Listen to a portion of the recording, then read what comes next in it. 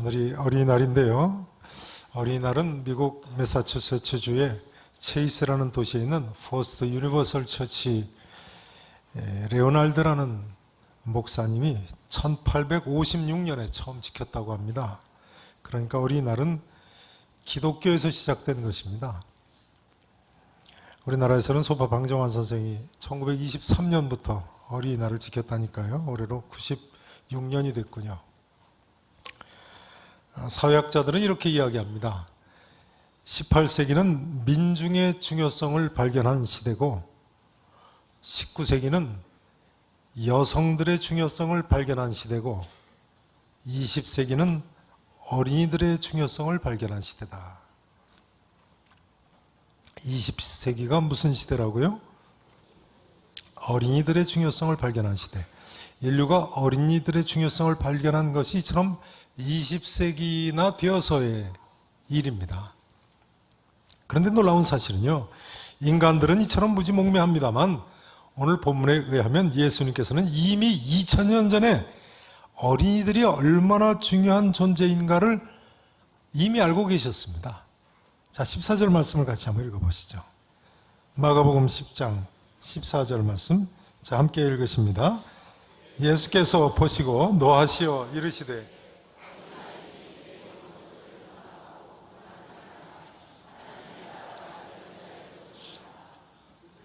아멘. 어린아이들이 내게 오는 것을 용납하고 금하지 말라.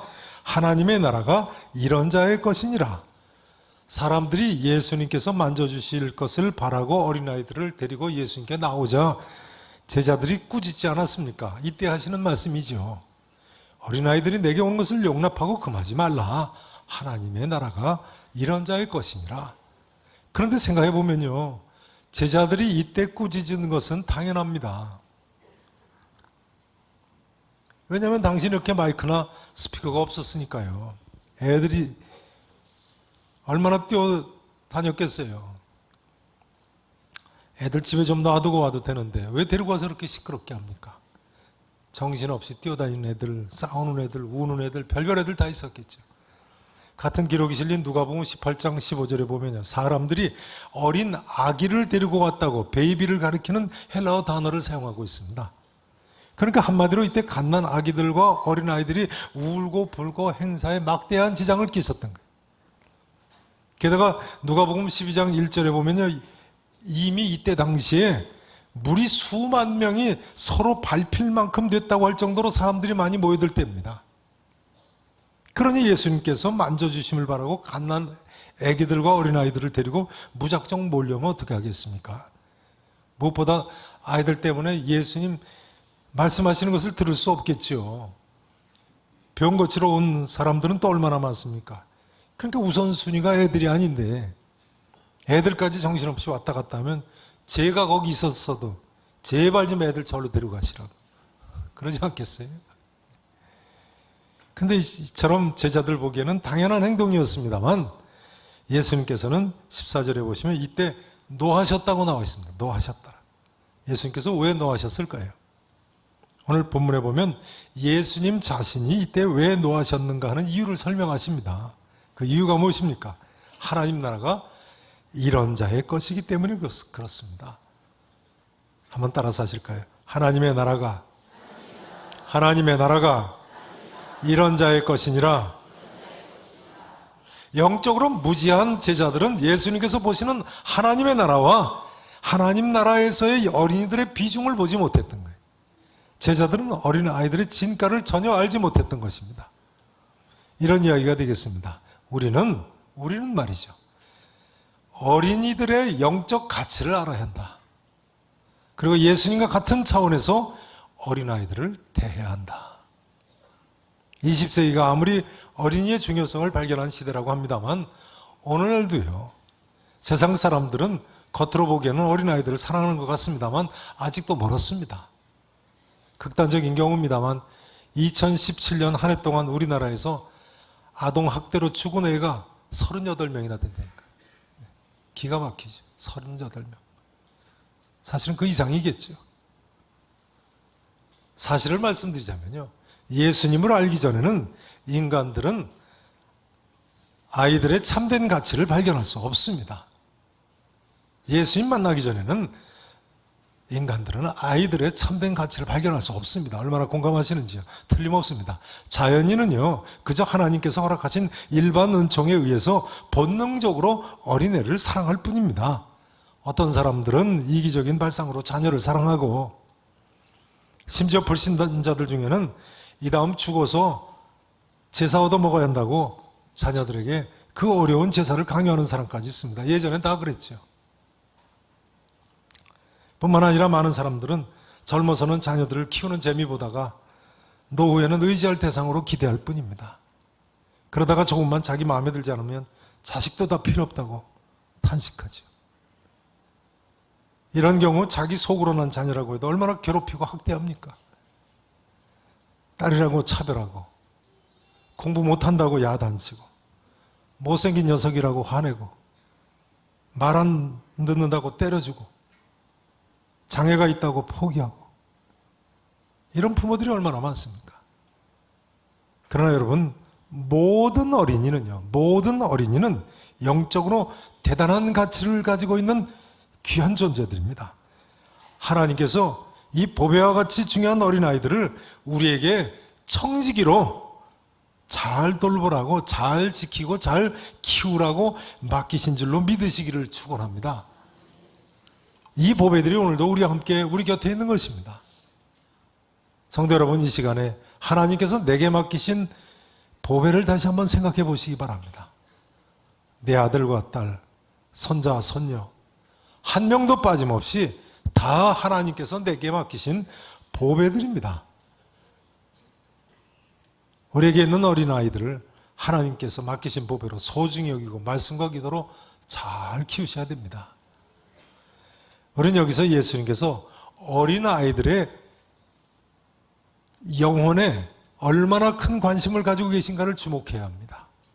본문 14절에 보시면 예수님께서 이때 노하시며 어린아이들이 내게 오는 것을 용납하고 금하지 말라고 하셨어요. 내게 오는 것을. 그러니까 우리들도 또한 이처럼 어린아이들의 영혼에 관심을 가져야 되는 거예요. 물론 여기 하나님의 나라가 이런 자의 것이니라 라고 말씀하셨다고 해서 애들이 다 천국 간다는 뜻은 아니겠습니다. 그러나 적어도 이런 이야기가 되겠습니다. 부모가, 잘 들어보세요. 부모가 예수님께 데리고 나오는 어린 아이들은 더욱 특별하다. 다시 한번 강조를 드려야 되겠습니다. 부모가 예수님께 데리고 나오는 어린 아이들은 더욱 특별하다. 16절에 보시면 이때 예수님께서 그 어린 아이들을 일일이 안고 그들 위에 안수하시고 축복하셨다고 나와 있습니다. 그러니까 부모가 예수님께 데리고 나오는 어린아이들은 더욱 특별한 거죠. 그러니까요, 우리가 어떻게든 우리 자녀들을 예수님께 데리고 나가야 되는 거예요. 자녀들이 교회에 걸어 나올 수 없는 어린 아기들이라면 안고 업고서라도 데리고 나와야 되는 거예요. 오늘 우리 교회에서 유아세례를 거행합니다만 이 규절이 바로 유아세례의 근거가 되는 규절이죠. 이 규절은 유아세례의 근본 정신을 보여주고 있습니다. 부모의 신앙과 결단에 따라서 하나님 앞으로 나오는 어린 아이들에게 목사가 예수님처럼 일일이 안고 안수하고 축복하는 것이 그 기본 정신입니다.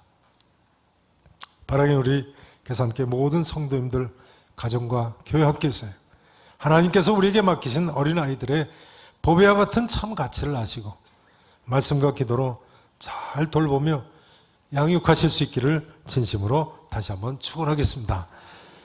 오늘 본문은 두 번째로요, 또한 어른된 우리들에게 하신 말씀입니다. 누구에게 말씀하셨다고요? 어른된 우리들에게요. 자, 15절 말씀을 또 같이 읽어보시죠. 15절 말씀, 자, 함께 읽으십니다. 시작. 내가 진실로 너희에게 이르노니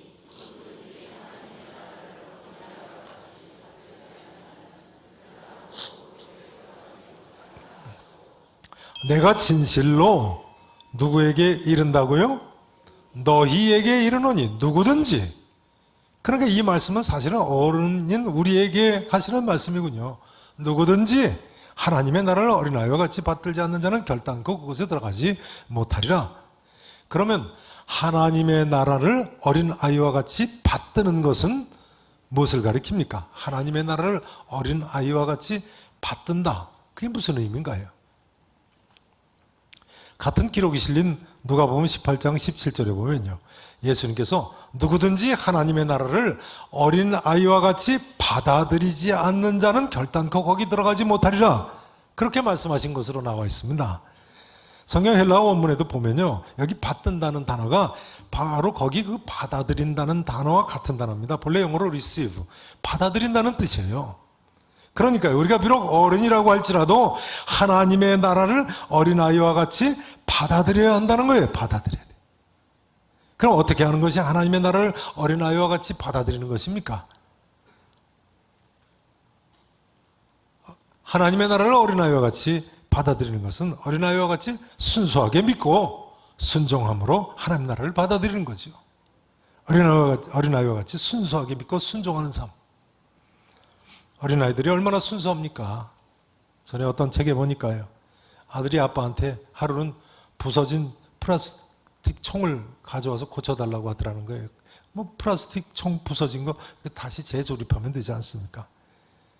그 고쳐줬더니 다음에는 아예 부러진 플라스틱 총을 가지고 와서 고쳐달라고 그러더라는 거예요. 플라스틱 제품이 부서진 거하고 부러진 거 완전히 다르죠. 부러진 플라스틱 총 어떻게 고치겠어요? 아빠가 만능인 줄로 아는 거죠. 그러니 애들은 그 정도 순수하게 믿는 존재인 겁니다. 뭐 이런 종류의 이야기 많죠. 소풍 가는 날이 됐는데 비가 올 것 같아가지고 엄마가 소풍 가는 아들을 데리고 현관문에 서서 같이 기도를 했어요. 하나님 오늘 비가 오지 않게 해주세요. 근데 기도가 끝나자 엄마가 아들한테 뭘 챙겨주겠어요? 어떻게 그렇게 잘하세요?